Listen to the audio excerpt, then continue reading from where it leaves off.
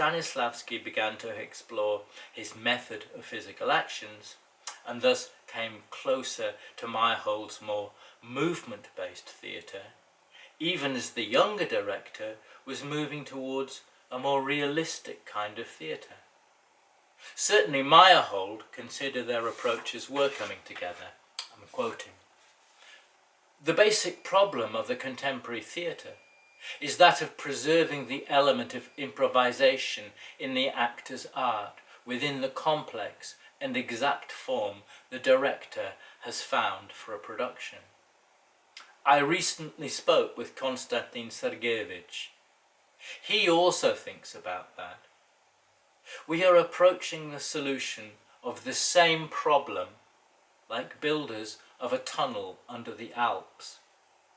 He is moving from one side and I from the other, and inevitably, somewhere in the middle, we must meet. The same dialogical interpenetration is true of Grotowski, whose writings carry the unspoken, and sometimes explicit, memory of both Meyerhold, especially in Grotowski's early work, and Stanislavski. In Towards a Poor Theatre, he admits, I was brought up on Stanislavski.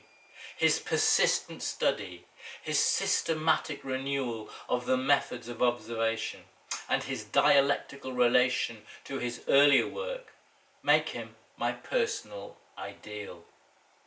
Stanislavski asked key methodological questions.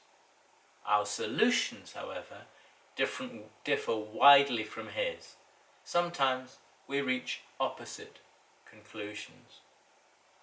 Grotowski makes 2 points that are very pertinent to this argument. The first is his very detailed description of Stanislavski's ceaseless self-questioning, a process that Grotowski amplified in the various phases of his career. The second is the more obvious point that while he and Stanislavski might agree on what the key methodological questions are, their answers are quite different. Once again, we're dealing with questions of theatre. Reading Bakhtin, am I covering it up? Reading Bakhtin in the light of theatre. Throughout his career, Bakhtin used drama and theatre as a means of explaining his ideas about the novel. In his early manuscripts, he compares how a writer and an actor author their characters. This is the only instance that I know of him actually engaging in the creative process of the actor. And this engagement is, in the most part, a rhetorical device to explain the creative process of the novel writer.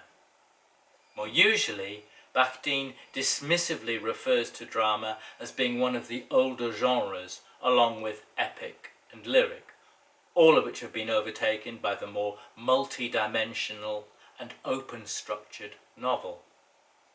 Although these references to drama as a fixed and old-fashioned art form are very general, even so Bakhtin does provide the student of theatre, even so Bakhtin does provoke the student of theatre to consider the differences between drama and theatre and the novel, and how both generate meaning within the reader or spectator's imagination. Another set of references are to specific character masks or roles from theatre, for example from Atalan farce or Commedia dell'arte, which are used as a means of exploring and explaining different types of authorial activity in novelistic discourse. In other words, this last use of theatre reference returns us to the first one, where he explores the activity of the author relative to the characters in a novel. Because Bakhtin used theatre as a constant point of reference, it is possible to offer an overview of his principal concepts, while at the same time discussing his field of theatrical reference.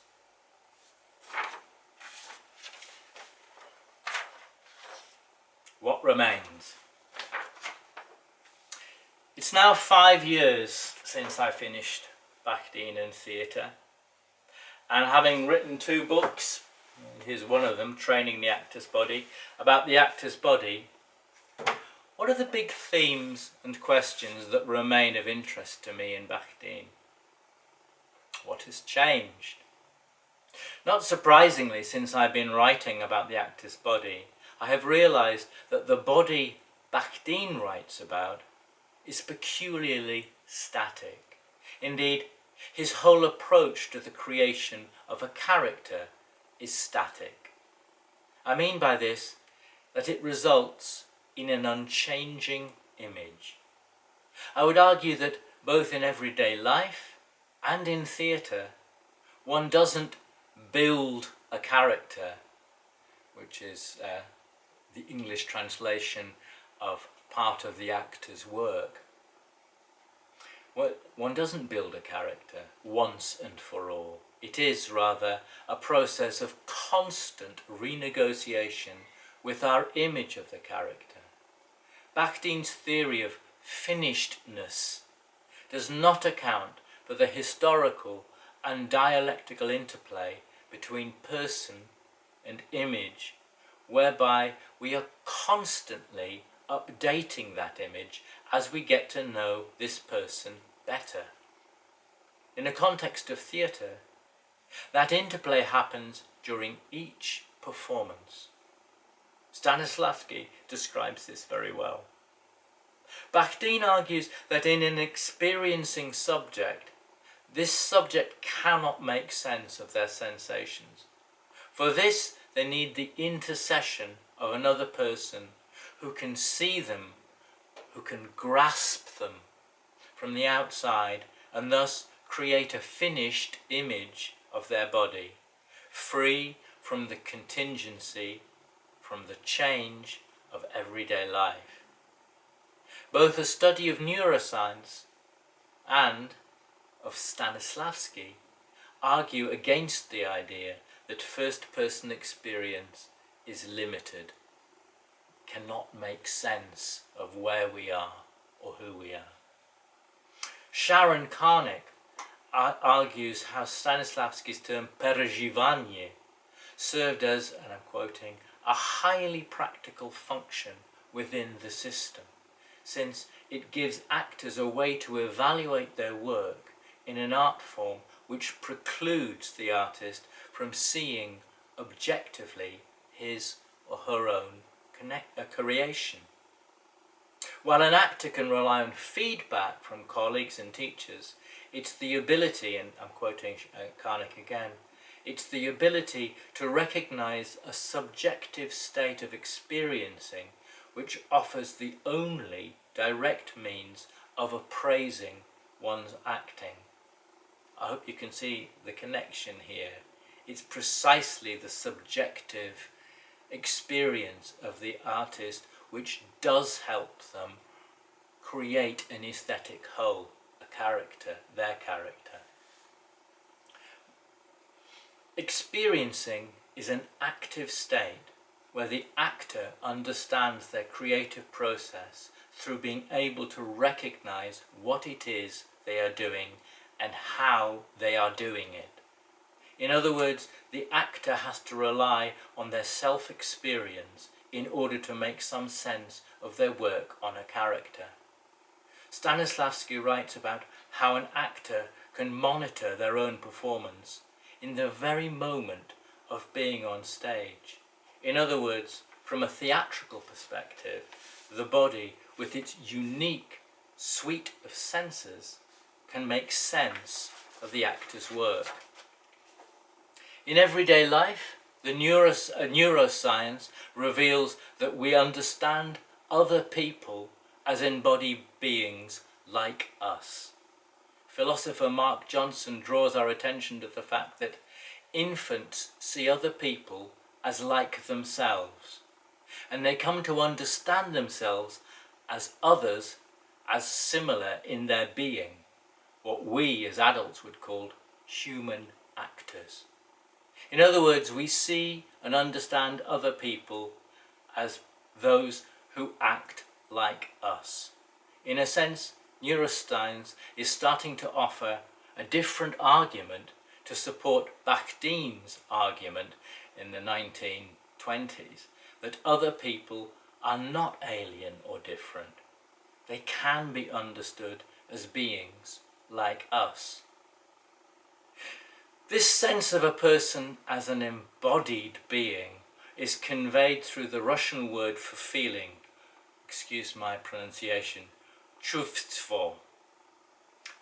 Theatre scholar Rhonda Blair explains that the Russian verb chustvovat is remarkably extensive in its possible meanings: to feel, to have sensation, to be aware of, to understand. I'm quoting from her. The Russian noun for consciousness is samochuvstvo, literally self, sam, feeling, chuvstvo. Here's an Englishman telling you about your own language. The feeling or experiencing of a self.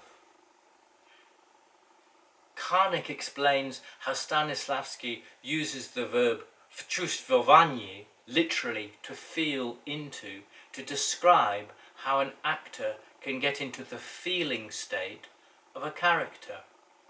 In an unpublished manuscript, Stanislavski explains that, and I'm quoting, "It is necessary to experience the role, that is, to have the sensation, obshushach, of its feelings every time and on every repetition of creativity."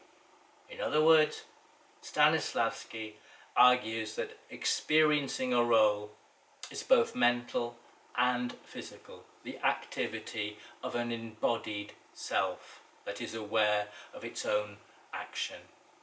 It is about emotion and action.